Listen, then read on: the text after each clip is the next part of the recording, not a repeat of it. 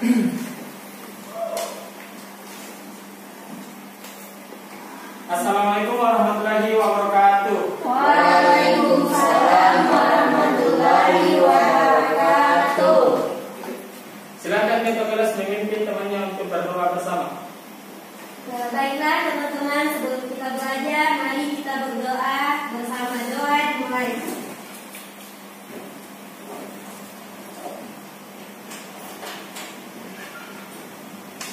Doa selesai. Baik, sebelum kita memulai pelajaran kita hari ini, ada baiknya saya mengabsen adik-adik terdahulu. Kurniadi Andini. Hadir Pak. Muhammad Farul Fahmi. Hadir Pak. Nurul Arini. Hadir Pak. Andi Muhammad Nur Fauzan Hanif Dewi Tama. Hadir Pak. Fatimah Zahra. Hadir Pak. Ainul Natira. Hadir Pak. Oke, semuanya hadir ya. Iya Ya, Pak. Bagaimana kabarnya hari ini? Alhamdulillah baik Pak. Baiklah, alhamdulillah rabbil alamin. Wa bihi nasta'inu ala umuri dunya waddin. Wassalatu wassalamu ala asrofil anbiya'i wal mursalin wa ala alihi sayyidina Muhammadin wa ala alihi washabihi ajmain amma ba'd. Pertama-tama, marilah kita ucapkan puji syukur kehadirat Allah Subhanahu wa taala karena atas berkat rahmat dan hidayahnya lah sehingga kita dapat berkumpul di kelas ini untuk melanjutkan mata kuliah yang kemarin. Baik, untuk memasuki materi untuk hari ini, apakah adik-adik masih ingat apa materi sebelumnya? Iya Iya, Pak. Masih ingat, Pak? Masih. Siapa yang masih ingat materi terdahulu? Saya. Ya, silakan Ainun Antira. Itu adalah katabolisme, di mana katabolisme itu adalah proses alami di dalam tubuh untuk menghasilkan energi. Nah, proses ini memungkinkan tubuh untuk bergerak dalam menjalani kehidupan sehari-hari. Oke, ada yang ingin menambahkan? Saya Pak. Oke, silakan hari ini.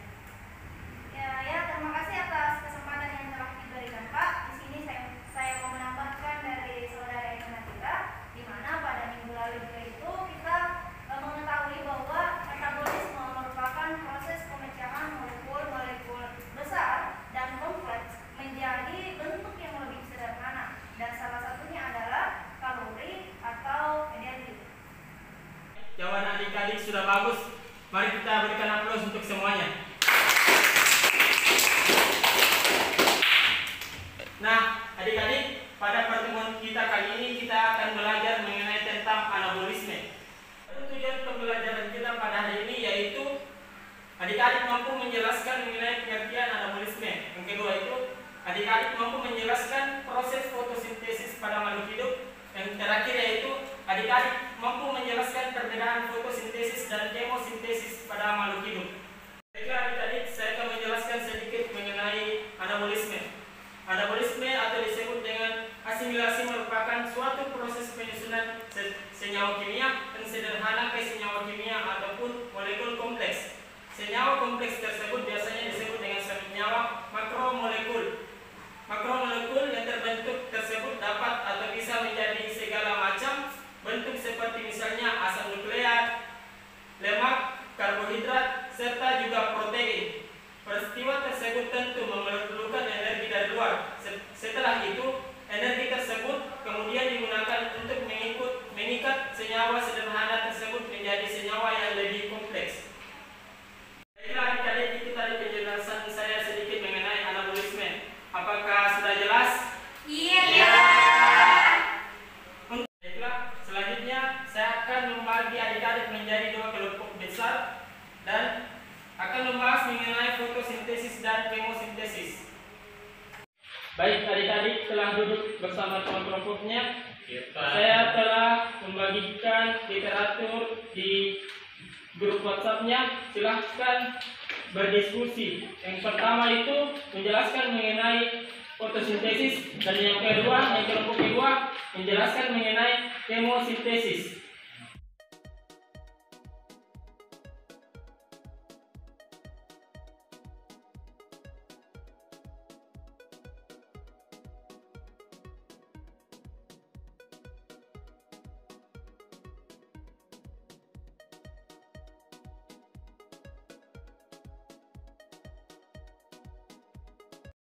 Baiklah, mungkin sesi diskusi telah selesai. Silahkan kelompok 1 memaparkan materinya mengenai fotosintesis. Baik, Assalamualaikum warahmatullahi wabarakatuh. Waalaikumsalam warahmatullahi wabarakatuh. Kami dari kelompok 1 akan mempresentasikan mengenai materi fotosintesis. Ya, jadi fotosintesis merupakan suatu proses biokimia pembentukan karbohidrat dari bahan anorganik pada tumbuhan. Nah, untuk letak terjadinya fotosintesis ini terletak di tumbuhan dan beberapa hewan yang mempunyai zat hijau daun atau yang disebut dengan klorofil. Nah, karena beberapa makhluk hidup seperti alga dan beberapa bakteri juga menggunakan proses fotosintesis sebagai penghasil karbohidrat. Terima kasih atas kesempatannya. Saya akan melanjutkan pembahasan yang telah dipaparkan oleh teman kelompok saya, Saudara Syukuri, yaitu mengenai hasil diskusi kami berupa hampir semua makhluk hidup bergantung pada energi yang dihasilkan oleh fotosintesis atau tumbuhan itu. Akibatnya, fotosintesis menjadi sangat penting bagi kehidupan di bumi ini karena menjadi sumber energi. Dalam hal ini yang dibutuhkan adalah ATP. Organisme yang menghasilkan energi melalui fotosintesis disebut dengan autotrof. Lawan dari autotrof itu bisa kita katakan sebagai heterotrof atau yang menggunakan hasil fotosintesis seperti hewan dan beberapa mikroorganisme lainnya. Cara lain yang ditempuh organisme untuk mengasimilasi karbon adalah melalui kemosintesis yang mungkin akan dijelaskan oleh kelompok sebelah. Ya, mungkin sekian Pak hasil diskusi kami. Baik, mungkin itu tadi penjelasan dari kelompok 1. Bagaimana dengan kelompok 2? Ada yang ingin ditanyakan? Saya Pak. Ya, silakan. Baik, saya perwakilan dari kelompok 2 yang bertanya kepada kelompok 1, yakni apa hasil akhir dari fotosintesis. Sekian, terima kasih. Saya Pak ingin menjawab. Baik, silakan Saudara Hasrul. Baik, terima kasih atas kesempatan yang telah diberikan. Saya Hasul, perwakilan dari kelompok 1 ingin menjawab pertanyaan dari Saudara Hasan, perwakilan dari kelompok 2. Di mana pertanyaannya itu berupa apa hasil akhir dari fotosintesis. Di sini kan fotosintesis dapat kita bedakan atau kelompokkan menjadi 2 kategori, di mana ada reaksi terang dan reaksi gelap. Reaksi yang membutuhkan cahaya dan reaksi yang tidak membutuhkan cahaya. Reaksi yang membutuhkan cahaya itu terbagi lagi menjadi beberapa tempat. Di antaranya itu fotosistem yang berbeda, ada fotosistem 1 dan fotosistem 2. Untuk di fotosistem kedua ini juga memiliki panjang gelombang yang berbeda untuk penyerapan cahayanya. Sedangkan untuk fotosintesis bagian yang tidak membutuhkan cahaya itu biasa juga disebut dengan reaksi gelap. Di sini dia menghasilkan karbon dioksida Di sini dia menghasilkan gula atau C612O6. Jadi kalau mau ditanya apa hasil akhirnya itu tergantung dari tahap mana yang ditanyakan. Tapi kan di sini pertanyaan saudari tidak terlalu spesifik, jadi jawabannya itu bisa langsung diketahui berupa hasil akhirnya yaitu CO2, oksigen dan karbon dioksida C612O6. Tapi kalau hasil pertanyaannya lebih spesifik ya mungkin jawabannya juga lebih kompleks seperti hasil akhir dari reaksi fotosistem 1, fotosistem 2 dan reaksi gelap. Itu yang bisa saya jawab Pak. Sekian. Baik, itu tadi jawaban dari adik kita Asrul. Bagaimana Hasan? Terima kasih atas jawabannya. Saya kira jawabannya sudah jelas. Terima kasih. Kelompok 2 silahkan memaparkan materinya mengenai kemosintesis. Baik, kami dari kelompok 2 akan mempresentasikan hasil diskusi kami. Pada dasarnya, reaksi kemosintesis memiliki kemiripan dengan fotosintesis. Keduanya merupakan reaksi asimilasi yang menyusun senyawa organik kompleks dari senyawa anorganik sederhana. Jadi, kemosintesis itu adalah reaksi pembentukan senyawa organik kompleks dari senyawa sederhana yang sumber energinya berasal dari energi kimia di alam.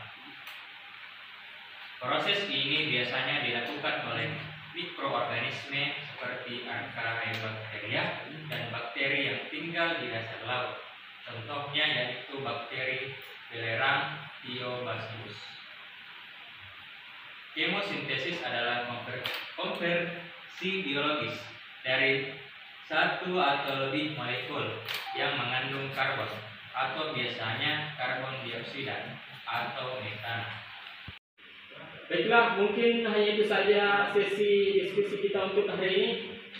Mungkin adik-adik ada yang bisa menyimpulkan materi kita hari ini.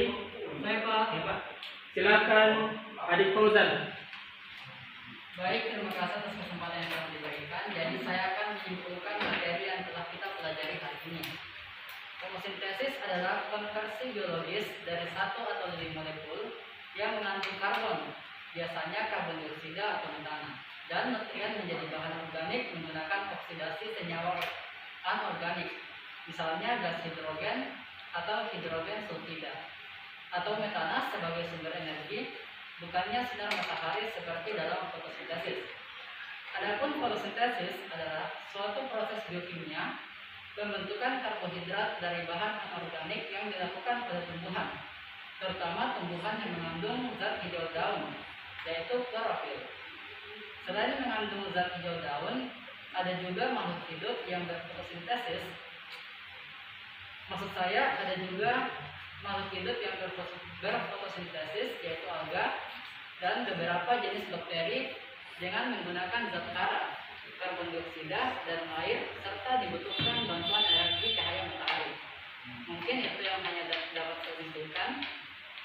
Sekian dan terima kasih. Baiklah, itu tadi kesimpulan yang disampaikan oleh adik kita Fauzan. Mari kita beri aplaus.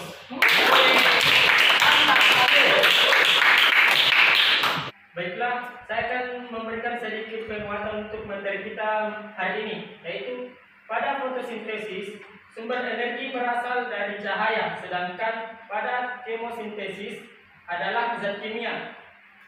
Pelaku pada fotosintesis adalah organisme berklorofil, sedangkan yang melakukan kemosintesis adalah organisme yang tidak berklorofil atau organisme kemosintetik.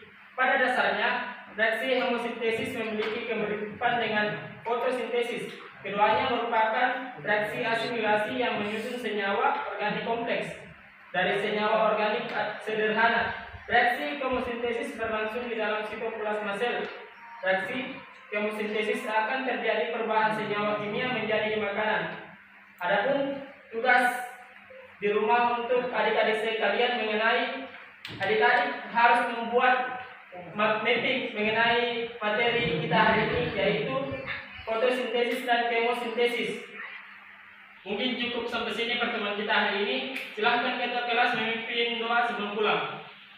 Baiklah teman-teman, sebelum kita meninggalkan ruang kelas ini, alangkah baiknya jika kita berdoa agar kita selamat sampai tujuan.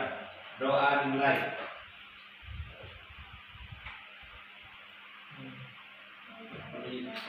Doa selesai. Assalamualaikum warahmatullahi wabarakatuh.